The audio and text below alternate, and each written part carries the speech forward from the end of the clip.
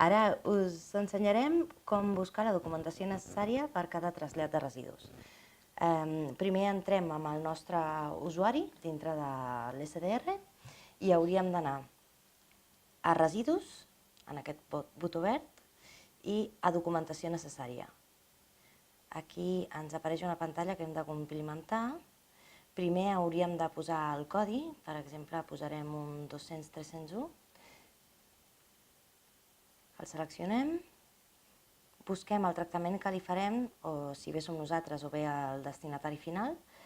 En aquest cas posem valorització i posarem la quantitat que pensem que serà carregada en aquell transport. Escollim si serà un transport individual o itinerant, en aquest cas posarem itinerant i cliquem a cercar.